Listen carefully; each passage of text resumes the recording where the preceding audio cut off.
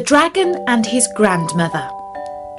Hello, this is Natasha, and Bertie has asked me to tell you a rather puzzling story. When I say puzzling, I mean it has some riddles in it. You know what a riddle is, don't you? It's sort of a tricky question like this one. I am as light as a feather, but the strongest man on earth can only hold me for about a minute. What am I? Do you know the answer to that one? I'm a breath, of course. Well, the story I'm about to tell you has some riddles in it like that one. It has rather an unusual name. It's called The Dragon and His Grandmother. And it all happened a long time ago in a faraway kingdom. But before the story, I'd just like to tell you how you can buy a huge range of audiobooks from our sponsor, Audible Kids. They have stories by practically every author and read by all sorts of famous actors. For example, there's a great audiobook called Dragon Tales with Classic Stories by the famous children's authors Kenneth Grahame and Edith Nesbit. It's a collection of 4 delightful dragon stories. To buy this book and others, you can go to audiblekids.com/storynory. And there's also a handy link in Storynory's sidebar. Now, where was I? Ah yes, the story. There was once a great war, and the king had a great many soldiers. But he gave them so little pay that they could not live upon it. Then 3 of them decided to run away from the army. One of them said to the others, "If we are caught, we shall be hanged on the gallows." The other said, "Do you see that large cornfield there? If we were to hide ourselves in that, no one can find us. The army cannot come into it. And tomorrow it is to march on." They crept into the corn. But the army did not march on, but remained encamped close around them. They sat for 2 days and 2 nights in the corn and grew so hungry they nearly died. But if they were to venture out, it was certain death. They said at last, "What use was it deserting from the army? We must die here miserably." Whilst they were speaking, a fiery dragon came flying through the air. It hovered near them and asked why they were hidden there.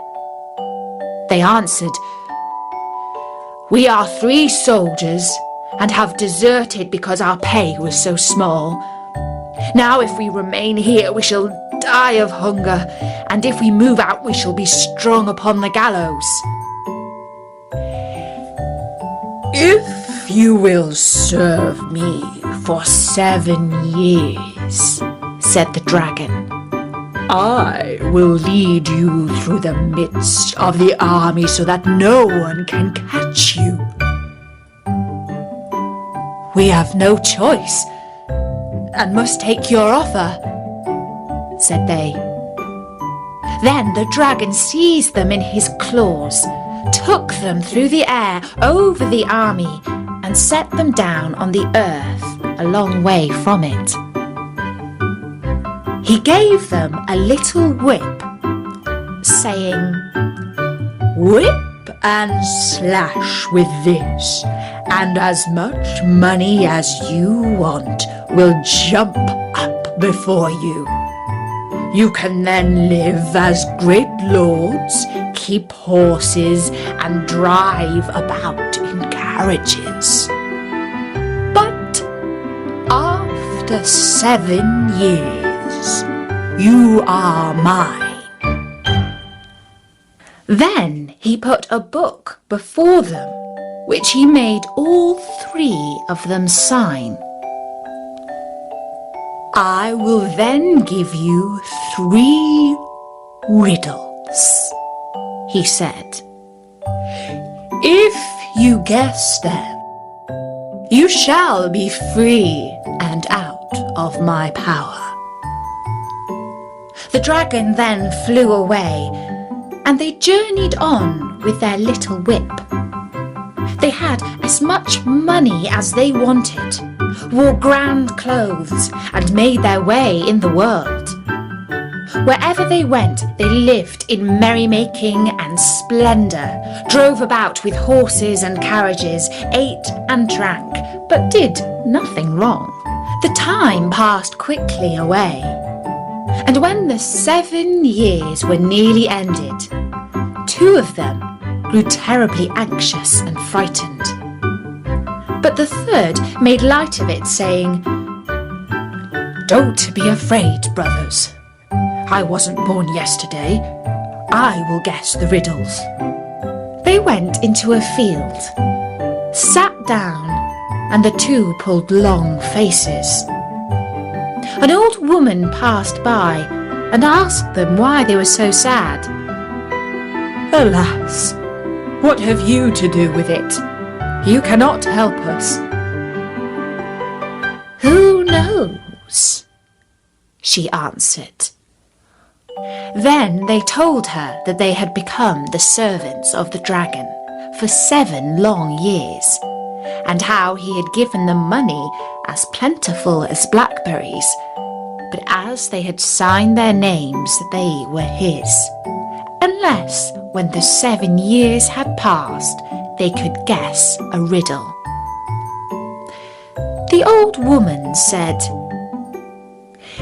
"If you would help yourselves, one of you must go into the wood, and there he will come upon a tumble-down building of rocks, which looks like a little house.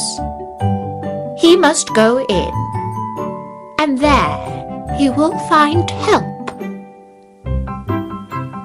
The 2 melancholy ones thought, "That won't save us," and they remained where they were. But the 3rd and merry one jumped up and went into the wood until he found the rock hut.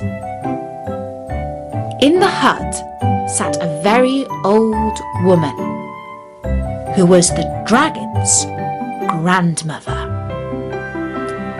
She asked him how he came, and what was his business there.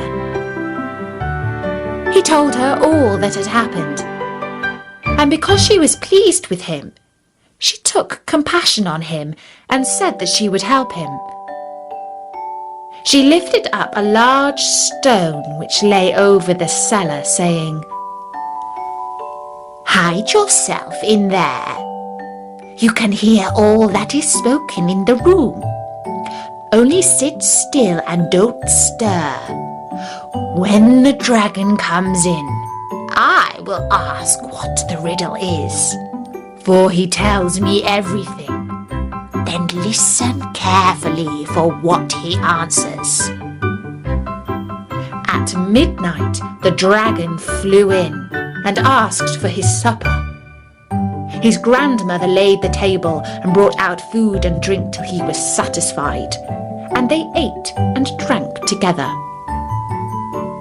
Then in the course of the conversation she asked him what he had done in the day and how many souls he had conquered.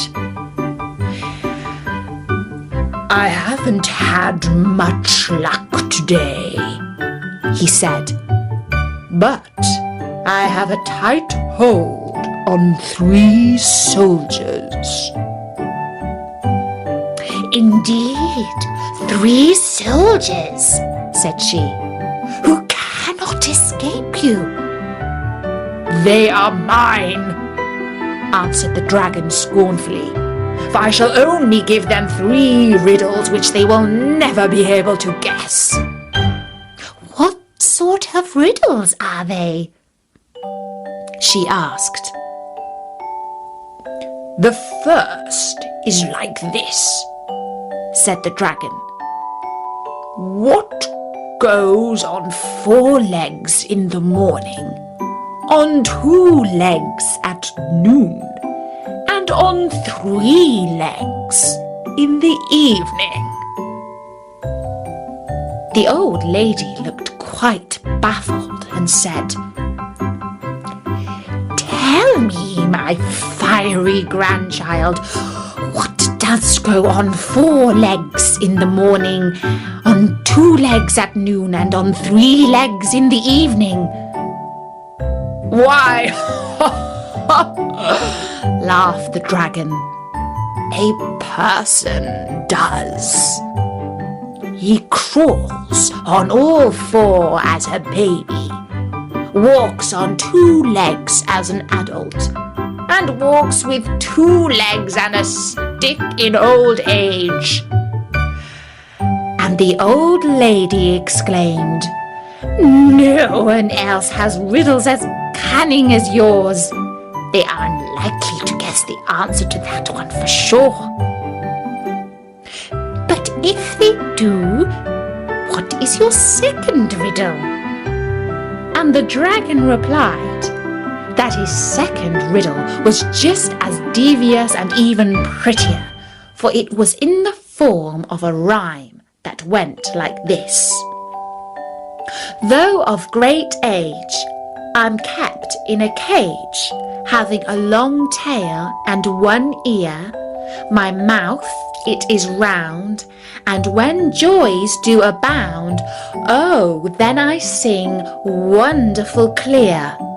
What am I?" Can you tell the answer? "Why, I'm a bell, of course. Ding dong." The old lady shook her head in wonderment at her grandson's ingenuity. "Oh, you are quite the most cunning dragon who ever lived and breathed fire," she exclaimed. "And what do you have for your final and most difficult riddle?" "Oh, just some simple arithmetic," said the dragon. "As I was going to St. Ives, I met a man with 7 wives. Every wife had 7 sacks. Every sack had 7 cats. Every cat had 7 kits. Kits, cats, sacks, and wives. How many were going to St. Ives?" And as the old lady could not answer, he said, "Only 1 was going to St. Ives. All the others were going the other way. The souls of the 3 soldiers are mine for sure." And then the dragon ate his supper of hot coals and soup made from boiling oil and went to bed. When the dragon was soundly asleep, his old grandmother pulled up the stone and let out the soldier. "Did you pay attention to everything?" "Yes," he replied. "I know enough and can help myself splendidly." Then he went by another way through the window secretly, and in all haste back to his comrades. He told them how the dragon had been outwitted by his grandmother, and how he had heard from his own lips the answer to the riddles. They were all delighted and in high spirits, took out their whip and cracked so much money that it came jumping up from the ground. When the 7 years had quite gone, the fiendish dragon came to the soldier with his book, and pointing at the signatures said, "And now you must answer my riddles, or your soul shall be mine for all eternity.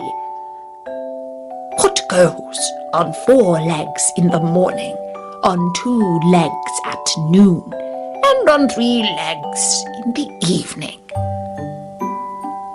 And the first soldier replied, "A person." The dragon was much annoyed, and hummed and hawed a great deal, and asked the next riddle. "Though of great age, I'm kept in a cage, having a long tail and 1 ear, my mouth it is round, and when joys do abound, oh, then I sing wonderfully clear. What am I?" "A bell," said the second soldier.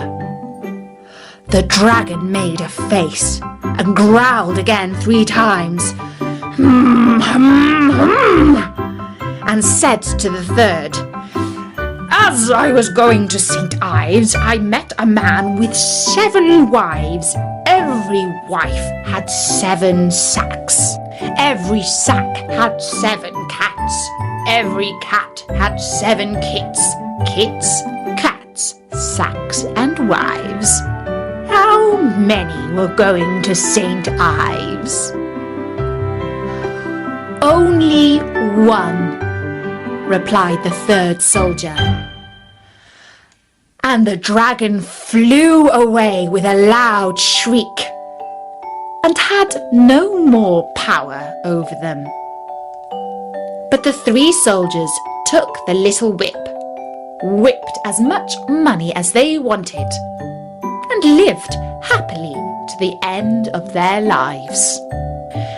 And that was the story of the dragon and his grandmother. Well, those were tricky riddles. Did you get any of them? Well, if you did, you are certainly clever than that old dragon. And remember, there are loads more stories at storynory.com.